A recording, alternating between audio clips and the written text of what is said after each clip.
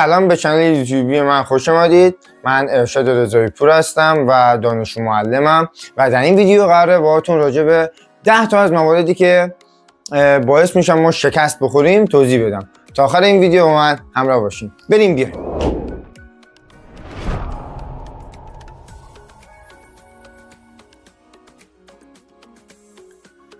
خیلی خوب، تا حالا شده که واسهتون اتفاق بیفته یه کاری رو انجام بدین، نیمه کار انجام بدین و تو شکست بخورین، یا یه سرمایه‌گذاری رو انجام بدین که اصلا خطرناک باشه و کل پولاتون از دست بره، یا تو یه رابطه برین میترسین وارد یه رابطه بشین، میترسین که طرد بشین و خیلی از شکست‌های دیگه این اتفاق واسهتون افتاده. خیلی خوب، ما اینجا هستیم که بهتون توضیح بدیم که چرا ما در موارد شکست می‌خوریم.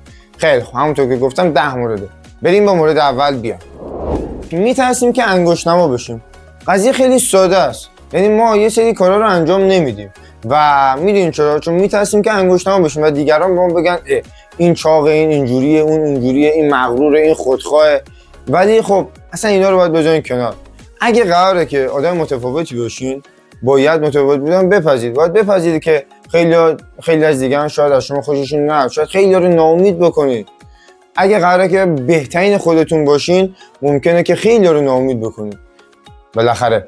و قضیه خیلی جالبتر میشه این که شما یه کار رو انجام میدین و توش موفق میشین و خیلی از دیگران بهتون حسادت میکنن یا حسودی میکنن یا حتی آشنایان خیلی بی‌رحمانه ترین حرفا رو بهتون میزنن و اونم به خاطر اینه که شما دقیقاً کاری رو کردید که اونا آرزوشون رو داشتن. یعنی اون نقطه عطفی بودین که اونا آرزوشو داشتن که بهش برسن تو زندگیشون. مورد دوم، به اندازه کافی پشت کار ندارین. آقای کارل مالانس 35 سال طول کشید تا یکی از بهترین رمان‌های جنگ که پرفروش‌ترین نیویورک تایمز بوده رو بنویسه. کتابی به نام سقوط شاهین سیاه. یعنی چی؟ یعنی این بنده خدا 35 سال طول کشید لعنتی تا این کتابو کوفتی بنویسه. خیلی عجیبه، نه؟ اون یعنی چی؟ یعنی تلاش داشته، کوشش داشته، پشت کار داشته، تمرین داشته. قضیه خیلی ساده است. پشت کار داشتن، تلاش و کوشش داشتن. به خود نیست که میگن نابود رنج گنج میسر نمیشود. بریم مورد بعدی. مورد سوم، تواضع ندارید. یعنی چی؟ یعنی تواضع یعنی اقرار به نادانسته‌هاتون.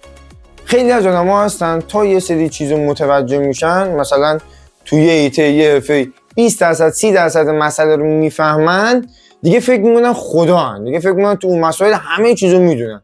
یعنی فکر کنید یه نفر راجع به یه سری از یکی دو برند ماشین، یکی دو برند معتبر ماشین اطلاعات داره. این دیگه راجع به هر ماشینی نظر میده. میگه آره این به درد نمیخوره، اون اینجوری، من میدونم درسته، تو چی میگی، تو جالید نمیشه. همین چیزا. همه اینجور آدما کسایی هستن که تواضع ندارن. یعنی قضیه خیلی ساده است. آدمایی که تواضع دارن با قاطعیت حرف نمیزنن. مثلا میگن که آره احتمال داره، یا معمولا اینجوریه، یا طبق دانشی که من دارم مثلا این مورد میشه. یا اگه تو راجع به سری از مسائل راجعشون سوال بپرسی، اگه ندونن میگن آقا خیلی راحت میگن ما نمیدونیم. و جالب اینجاست همیشه مواقع مثلا میگن که به نادانسته‌هاشون دارن اقرار میکنن و به ضعفاشون میگن آره ما تو این موارد ضعف داریم، اینو نمیدونیم. در صورتی که یه سری از آدمایی که اینجوری نیستن میگن همه چی میدونیم و خیلی خوشنو خدا میگن. و این پارادوکس دیگه. اینجور آدما موفق نیستن. مورد بعدی، مورد چهارم، در ایجاد شبکه سازی و روابط محکم موفق نیستین. قضیه خیلی ساده است. ما باید روابط محکم و مستقیمی داشته باشیم. اون خیلی مهمه. یعنی شما اگه بتونید شبکه سازی بکنید، رابطه‌های خوبی با دیگران داشته باشین، با خانواده، با فامیل، با دوستان، با آشنایان و خیلی از اعضا تو سر کار، اداره، غریبه و خیلی آدمای دیگه، رابطتون خوب باشه، احتمال موفقیتتون بهتره و خیلی بیشتره. اینو خیلی ما میدونیم. خیلی از آدمایی که استخدام میشن توی یه شرکت یا یه جای کار پیدا میکنن چجوری بوده؟ خب آشنا داشتن یا پارتی داشتن دیگه. اون پارتی که میگیم این یه جور رابطه بوده دیگه. یعنی طرف رابطه‌اش با اون آقا خوب بوده که تونسته مثلا یه کاری بتونه واسش انجام بده و تو شرکتی استخدام بشه یا یه کاری بکنه و یا حالا وامی بگیره و خیلی از موارد دیگه. این از این موضوع. و حتی دانشمندا اومدن گفتن که تنهایی زیاد منجر به سیگار کشیدن میشه. از این موضوع بریم مورد بعدی. ترجیح میدین به جای پذیرش توصیه دیگران با آنها مخالفت کنید. این یعنی چی؟ یعنی تو داری حق به جانب برخورد میکنی، به جای اینکه بیای خوب باشی. این به جای که بیای خوب بودن انتخاب بکنی، داری حق به جانب بودن انتخاب میکنی. یعنی چی؟ یعنی میگه آقا هرچی من میگم درست، هر کاری من میکنم درست. یکی از تناقضایی که داره اینه که آدمایی که باهوشن بیشتر این اتفاق واسهشون میفته، چون خب باهوشن دیگه، فکر میکنن که هر تصمیمی بگیرن، هر انتخابی بکنن درست و دیگران چرت و پرت میگن. و خیلی مهمتر از همه این که اینجور آدما اصلا تو زندگیشون موفق نمیشن، چون بازخوردی دریافت نمیکنن. قضیه خیلی ساده، تو میای یه کاری رو انجام میدی، بازخورد میگیری و طبق اون بازخورد دوباره تغییر ایجاد میکنی و انجام میدی. و ما باید بپذیریم و شاید توصیه دیگران راجع به ما خوب باشه یا شاید توصیه خوبی واسه ما داشته باشن و اگه ما نقد پذیر نباشیم این اتفاق نمیفته. ما باید توصیه دیگران رو بپذیریم، گوش کنیم، دو تا چهار تا کنیم، ببینیم خوبه بده و در تصمیمات بعدی زندگیمون ازشون استفاده بکنیم. این از این مورد. بریم مورد بعدی. خیلی ساده میگم. مورد 6. حواستون خیلی پرت. آقا گوشی زیاد میگیری دستت. قضیه خیلی ساده است. و یه سری از اخبارها و چیزایی دنبال میکنی که اصلا بیهوده‌ای. مثلا صبح که بیدار میشی چشات بسته، گوشی میگیری ببینی نگاه مثلا کی بهت پیام داده پیام نداده، بعد وی پی ان میزنی، میری توی توییتر اسکرول میکنی، کامنت میذاری، میری توی اینستاگرام نگاه میکنی، دایرکتاتو چک میکنی و این قشنگ 20 دقیقه نیم ساعت تو تخت دراز کشیدی گوشی دستته و اصلا بلند نشدی حتی بری مسواک بزنی صورتتو بشوری. و یه سری از اخبارهای دنبال میکنی اصلا به درد نمیخوره. چیزا نباید حواستون رو پرت کنید. تو دنیای زندگی میکنیم که حواس همه پرت و هیچ کی تمرکز کافی تو زندگیش نداره. این از این موضوع. کمتر گوشی بگیریم، فضای مجازی چک کنیم و از این جور موارد دیگه. بریم مورد بعدی. مورد 7. مسئولیت اتفاقایی که تو زندگیت میفته به عهده نمیگیری.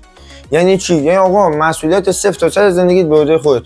و خیلی جالبه، یه کتابی بود میگفت باهوشتر، بهتر و فکر کنم یه چنین چیزی بود. باهوشتر، بهتر، سریعتر.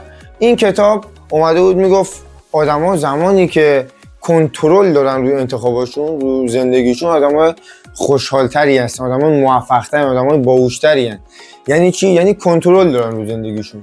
قضیه خیلی ساده است. ما شاید نتونیم همه چیز رو کنترل بکنیم. شاید یه سری از مواد مثل زلزله و چه می‌دونم بارون و بالاخره یه سری اتفاقا هستن که میافتن، ولی ما باید یه سری از چیزایی که در حد توانمون است و در کنترل ما است رو بتونیم کنترل کنیم و مسئولیت اونها رو بپذیریم.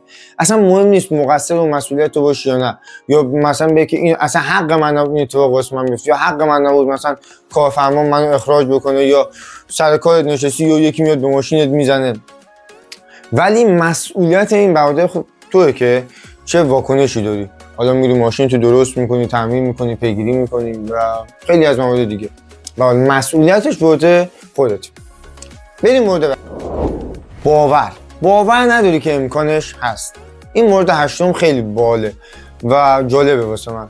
خیلی از آدمایی که باور دارن که تو زندگیشون موفق میشن موفق میشن. خیلی از آدمایی که باور دارن که امتحان نمره خوب میگیرن، حتی اگه نخونده باشن نمره خوب میگیرن. خیلی از آدما باور داشته باشن که مثلا میگم این قرص باعث میشه پدردشون خوب بشه. باور کن پدردشون خوب میشه، چون باور دارن که این باعث میشه که مثلا پدردشون بهتر بشه. اینا قضیه باور خیلی جالبه. آدمایی که باور به انجام دادن فکرای بزرگ دارن، به جای بزرگ دارن، خب تو زندگیشون موفق‌تر میشن و دست از تنبلی میکشن تا آدمایی که این فکر رو ندارن. باور خیلی مهمه. بعضی وقتا توهم بزنید و باور داشته باشین بد نیست. بریم مورد بعدی. مورد 9. از اهمیت دادن میترسین. آقا یعنی چی؟ خیلی از آدم‌ها هستن که یه کاری رو شروع میکنن و وسطاش درجا میزنن. خیلی از آدم‌ها هستن که تا میبینن که به یه چیز علاقه ندارن اونو ول میکنن و خیلی ها مثلا همت شروع کردن رو به خودشون نمیدن که اصلا یه کاری رو شروع بکنن و اونو پیش برن. و یه جورایی این آدم‌ها بی‌اعتنان به موارد، به خیلی از کارا و چیزا. اینجور آدم‌ها اصلا آدم‌ها موفقی نیستن. از اهمیت دادن میترسن. مثلا میگن چی؟ خب یه رابطه رو شروع کنیم که چی بشه؟ آخرش که تمام میشه. خب این کارو شروع کنیم که چی بشه؟ شکست میخوام دیگه. اینو بخونم که چی بشه؟ تهش نمرهش نمیگیرم که نمرم کم میشه دیگه. و خیلی چیزای دیگه. اینجور آدم‌ها اصلا موفقی نیستن. این از این مورد. بریم مورد بعدی. مورد 10 و آخرین مورد. چون از صمیم قلب باور نداریم که امکانش هست، یعنی و امکان مستحق چیزی هستیم که میخوایم. قضیه خیلی ساده. یعنی ما میایم تو زندگیمون یه سری کارهایی رو که باید انجام میدیم انجام نمیدیم.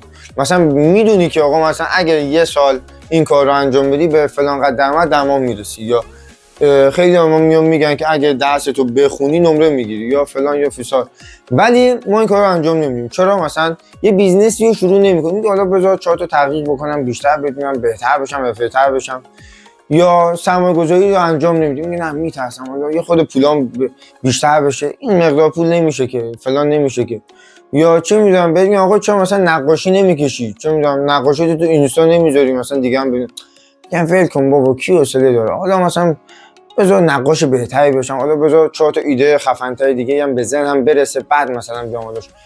خیلی از ماها ببین حواسمون رو پرت می‌کنیم که از این کار در بریم، یعنی میدونی که نمیخوای این کار رو انجام بدی، اما قضیه خیلی ساده، این یعنی از صمیم قلبت نمیخوای و باور نداری و خیلی از این اتفاقا واسه ما میفته. یه جور کمالگرایی هم میشه بهش گفت. خیلی از ماها از این اتفاقا بر ما افتاده و این حسای ما توی یه جوری یه سه حس توی ما ایجاد شده که آقا مثلا نمیشه یا باید ولش کنیم یا بریم بیایم.